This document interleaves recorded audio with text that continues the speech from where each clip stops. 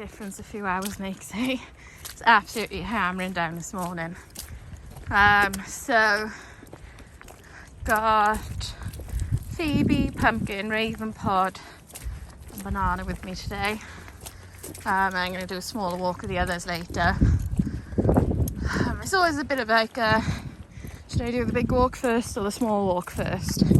Usually I choose the small walk, but with the weather as it is, I thought it's better to get the big walk done while it's like this. So hopefully I got a few hours of it like this. And then, you know, if I get caught out on the small walk, I'm closer to home. It's my logic today anyway. So I was listening to a podcast, and it's kind of centered around right, let me get my words. Is the dog's behaviour getting worse in general? So, and it was a podcast by 2 dog trainers, just to give you a little bit of background, and they agree that the longer they're in this job, the worse the dog's behaviours are getting. And then they were like speculating the reason why. And basically the dog is a domesticated animal, isn't it? But it does still have a lot of innate built-in desires, as in like Phoebe somewhere in the bushes there. There you go, can you see her? Hunting, following a scent. She's got more inbuilt hunting desire than the Dalmatians do. Their desire mostly is to run. They just love to run. They love to be free. And, you know, as a general, the world is getting more built up, more buildings, less nature. People are seeing less nature, and by logic, so the dogs. So is that part of why the behaviour is getting worse? It plays it on my part to start talking on a slippery wet bit.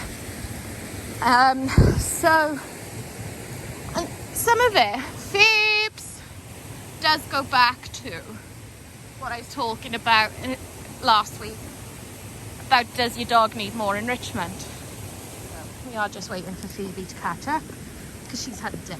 Now, ideally, she has a more reliable recall than it currently is. But part of the lack of reliability is her innate instincts for hunting. So I'm following a scent. And on a day when I'm not particularly in a rush, I'm not calling her, shouting my head off for her because I need her now. I'm actually just letting her have her time. But I think that is potentially part of the issue, is that people aren't letting the dogs have freedom. Sorry, some bikes around. Just part of the trouble with walking on the weekend, is you're sharing the space with a lot of other people. So, you know, that dogs are designed to run. They're designed to run with a pack. And I'm not saying about the dogs that are specifically bred to work as an individual. I'm just talking about dogs as a whole. They're designed to have company. They're designed to run. And they're actually designed to be free. So our false society is containing them more than they've ever been contained before. Now, I'm not saying that's a bad thing. It keeps them safe from busy roads, from other people, from other dogs, from, you know, unwanted matings, other animals, keeping other animals safe from them. You know, I agree with everything on that front, but are you giving your dog the freedom they desire for at least a portion of the day. And if your dog isn't off leash reliable, put in the work training them. Slow, guys.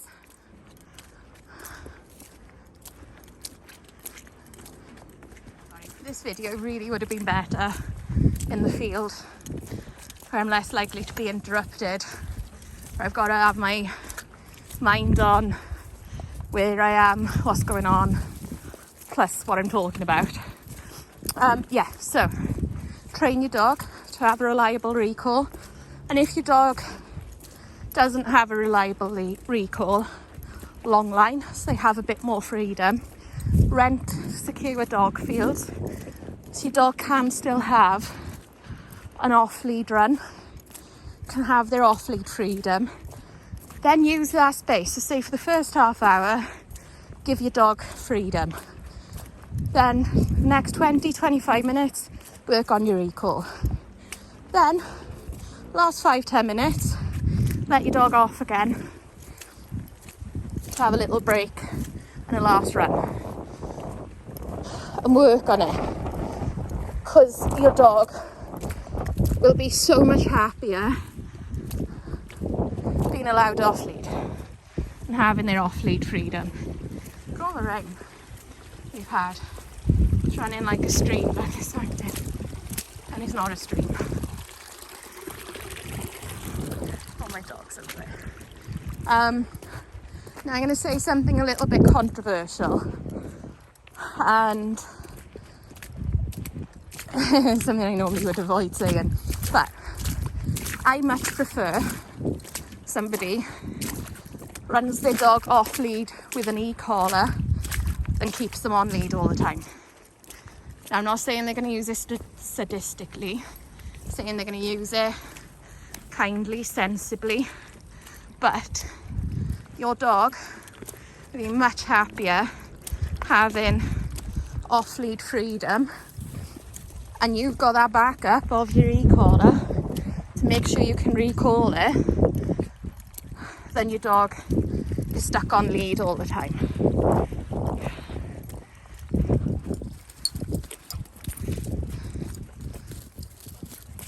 Whoa, you was running fast, Pie!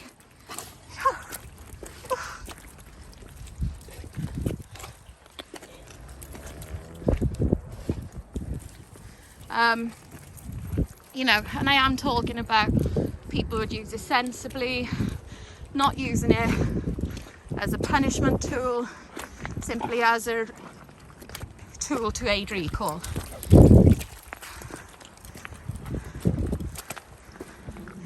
But secure dog fields are more and more of a thing. I feel like 10 years ago I'd never heard of a secure dog field. Even when I first had Dudley, which is about 6 years ago, I don't think I'd ever heard of one. You know, you can get up early in the dark, drive up to the top of the mountain, out of the way, and give your dog a blast. There are always ways you can allow them freedom.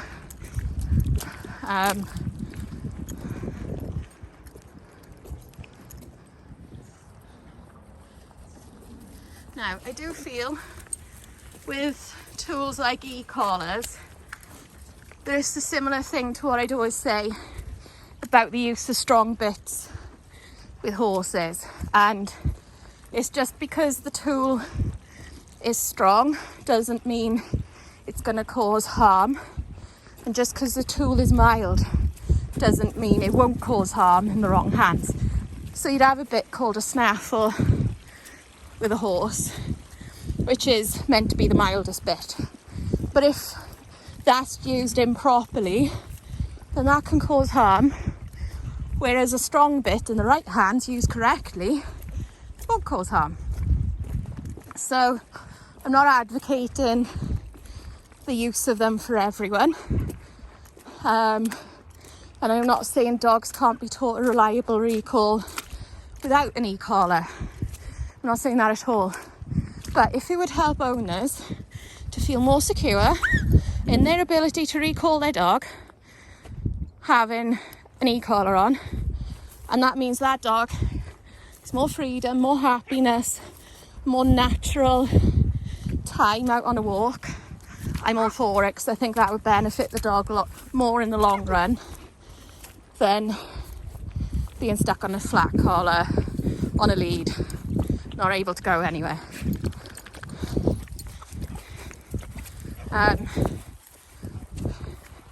And you know, it's about people investing time in training recall as well. I'm not saying that it's not that. And then, you know, you'll get people like Siberian Huskies who say they can't. Well, you know, do the bike drawing then. Attach them to a bike and run them, because that's what they need. Hire a secure dog field for them to run, because that's what they need. You know, think about how much happier dogs would be. I know of somebody owned a Siberian Husky and was forever escaping because it was just desperate for a run. You know, that was all. And, you know, a long line would give your dog a bit more freedom as well. And running with other dogs, playing with other dogs, it's got to be the right mix, the right dogs. It's got to be safe for all dogs involved. It's a very natural way of life for them. It's a lush day.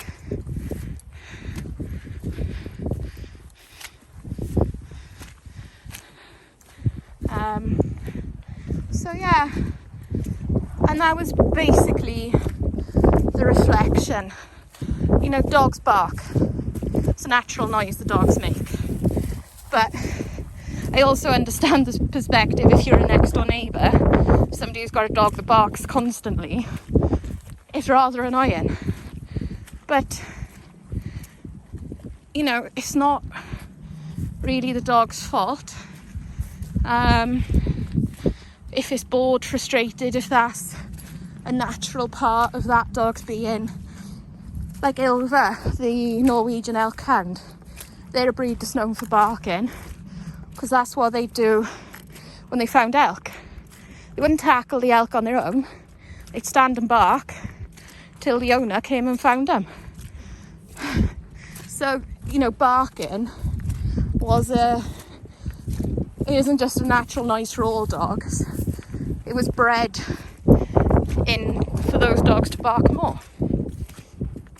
So I had to be aware of that, where as long as it wasn't for an unnecessary long time, if she could, you know, give off a couple of barks and I shut up, fine. I'm not going to punish her for barking a couple of times.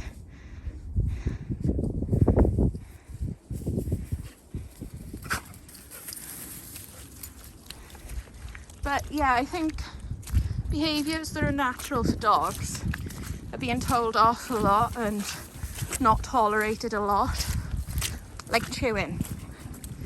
Dogs naturally will chew and gnaw on bone to get at the bone marrow.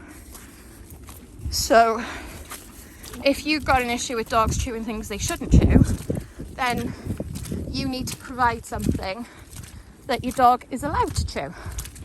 And again, some dogs are bigger chewers than others. It's just how some breeds work. But there's always a way to help dogs, help them have a more natural lifestyle that will make them happier. I think I could talk about this for another video at least, so I'm going to leave this here and I shall see you all soon. Bye.